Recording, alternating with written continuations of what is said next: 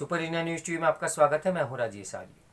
आइए देखते हैं आज का विशेष समाचार। अनुचित भाषा का बढ़ता प्रयोग। देश में बड़ी संख्या में नेताओं ने भाषा और व्यवहार की शालीनता को पूरी तरह से तिलांजलि दे दी है। इस समय भारत की ओर सारा विश्व आशा से देख रहा है। यह केवल इसकी अर्थव्यवस्था तक ही सीमित नहीं है। वैश्विक स्तर पर केवल भारत से ही यह अपेक्षा की जा रही है कि वह यूक्रेन रूस युद्ध को रुकवा सकता है। हालांकि इसके साथ साथ एक चिंताजनक स्थिति भी बनी है, और वह यह है कि देश की राजनीति और राजनीतिक दलों के मध्य संवाद, सहयोग और संवेदना लगभग पूरी तरह अनुपस्थित हो चुकी है। जो सत्ता में रह चुके हैं वे वहां पहुंचने की बहुत जल्दी में है, लेकिन इसके लिए व्यवस्थित प्रयास करने के स्थान पर वे निराशा और हताशा को ही व्यक्त करते रहते हैं। अप्रैल ग्रह को लोक सेवक का आभूषण मानने वाले महात्मा गांधी के देश में अपने को उनकी विरासत का उत्तराधिकारी घोषित करने वाले नेता जब सत्ता में आए तो इस तथ्य को भूल गए कि वे गांधी जी के मूल्यों से अलग हट गए। जन सेवा के स्थान पर अपनी और अपने परिवार की सेवा तक सीमित हो गए। इनमें से अधिकांश संग्रहण की चकाचौंध में इस तरह घिरे कि उनकी पीढ़ियां भी उसी राह पर आगे बढ़ चली। अनेक ऐसे परिवार राजनीति में उभरे जिन्होंने सत्ता में पहुंचकर अकूत धन संग्रह किया। उनकी अगली पीढ़ी ने वह शान और शौकत और रुतबा देखा और सत्ता में पहुंचने को अपना जन्म सिद्ध अधिकार मान लिया। व्यक्तिगत भौतिक संग्रहण के साये में लोक सेवा नहीं हो सकती, और उस अवस्था में अहंकार को बढ़ना कोई रोक नहीं पाता। ऐसी स्थिति में जीवन में शालीनता और जनता के प्रति उत्तरदायित्व बोध स्वार्थ के बोध तले दब जाता है। भारत के अधिकांश राजनीतिक दल इसमें उलझ चुके हैं। कुछ नेताओं और नेता संतति की भाषागत शालीनता उनकी सत्ता पाने की व्याकुलता को ही प्रदर्शित करती है। राहुल गांधी का उदाहरण हमारे सामने है। गत दिनों अदालत ने उन्हें एक समुदाय के खिलाफ अनुचित भाषा के प्रयोग का दोषी माना। इसके लिए उन्हें सजा सुनाई। परिणाम स्वरूप संसद की सदस्य से हाथ धोना पड़ा। इसके खिलाफ कांग्रेस सहित तमाम विपक्षी दलों की ओर से जो सतही विरोध के स्वर उठाए जा रहे हैं, उसका कारण समझ पाना कठिन नहीं है।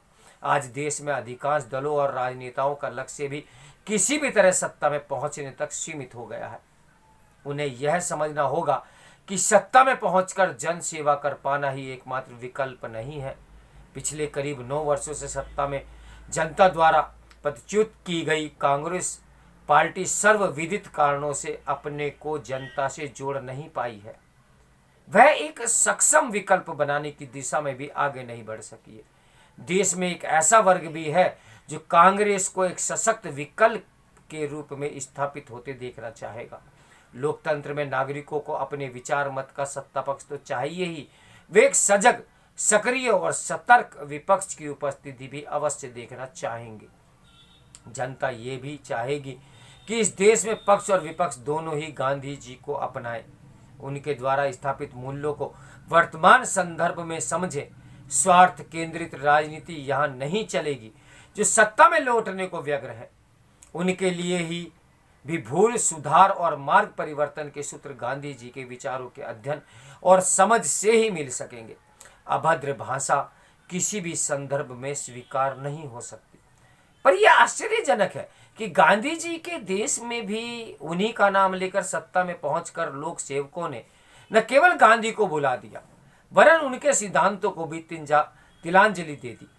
दिल्ली और पंजाब में तो उनका चित्र सरकारी कार्यालयों से भी हटा दिया गया।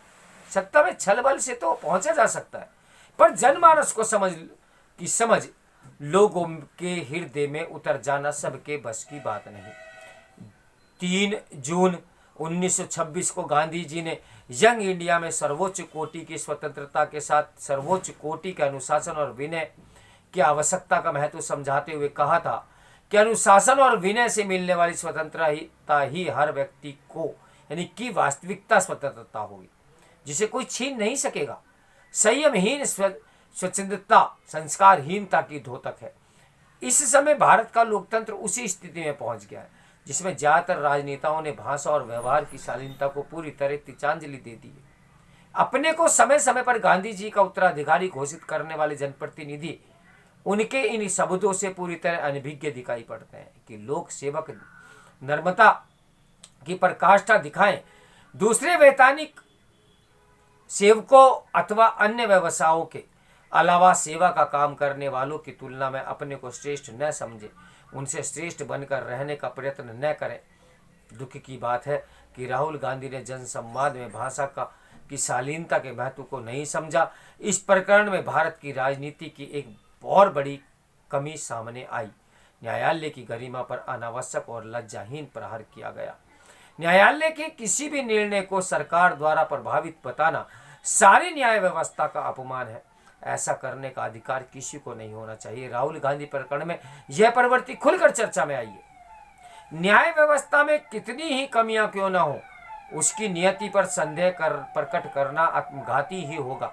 इस दिशा में भी आवश्यक कदम उठाए जाने चाहिए।